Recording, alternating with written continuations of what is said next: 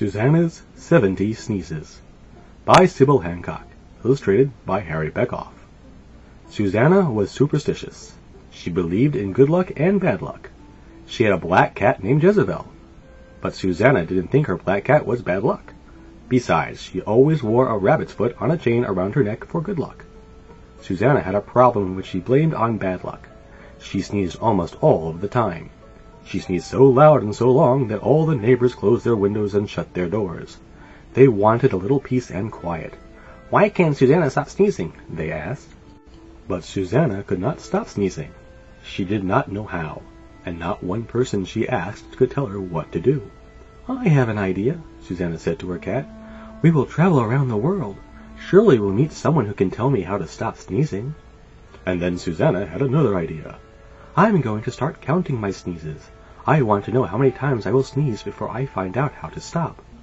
Susanna took a slow boat to China, and on the way across the ocean she sneezed so many times she rocked the big boat. This made a number of people quite seasick. Even Jezebel's whiskers looked a little green. When she arrived in China, Susanna went to see a very old man in a very old temple. She was about to ask the old man how to stop sneezing, but Susanna sneezed so hard the old man's long beard parted right down the middle. Susanna and Jezebel ran out of the temple. Achoo! That was sneeze number 20. Susanna cried. "Meow," Jezebel said. She purred and rubbed against her legs. "I still have my lucky rabbit's foot," Susanna said, "but it has not helped me very much." Susanna and her cat went to Egypt.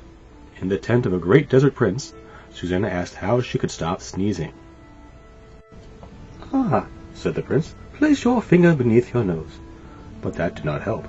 Susanna gave a huge sneeze. Achoo! 25! And the prince's tent fell down. Susanna took Jezebel to Italy. They went to see an opera.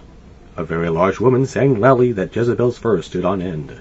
Susanna felt a sneeze tickling her nose. She held her rabbit's foot tightly.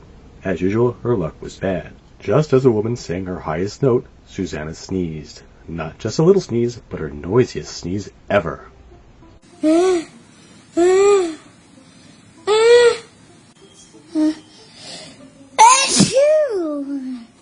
32! And the opera singer choked so badly she could not sing another song that day. Susanna and Jezebel traveled to England. They walked across the very old and very famous London Bridge. Achoo! Achoo! 41! Susanna sneezed so hard that the bridge began to shake. People ran in every direction. They thought surely the old bridge would topple into the river.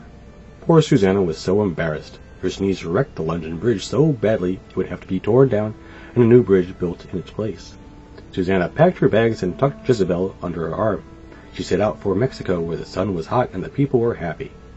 When Susanna and Jezebel went to see a bullfight, an awful thing happened. Just as the big black bull was getting ready to attack the bullfighter's red cape, Susanna sneezed. She sneezed not once, not twice, but 3 times. Achoo!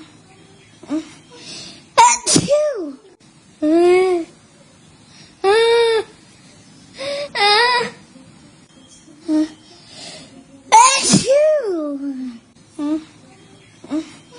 Achoo! 55, 56, 57! And the bull turned around and ran right out of the bull ring. No one ever saw him again. The bullfighter did not chase the bull. He chased Susanna. "Oh, Jezebel, no one likes me," Susanna said sadly. Jezebel did. She loved Susanna. She licked her cheek with a rough pink tongue. "I'll try one more place," Susanna said. "We're off to Alaska. Maybe there'll be enough ice and snow to freeze a sneeze." While Susanna was in Alaska, she walked for hours in the ice and snow. She grew colder and colder. But even though it was freezing, she could not stop sneezing. "Brr, brr," Susanna said. She was turning blue with the cold. Icicles hung from Jezebel's fur. A friendly Eskimo took Susanna and her cat into an igloo. Of course, there was a problem. As soon as Susanna began to get warm, her nose started that awful tickling.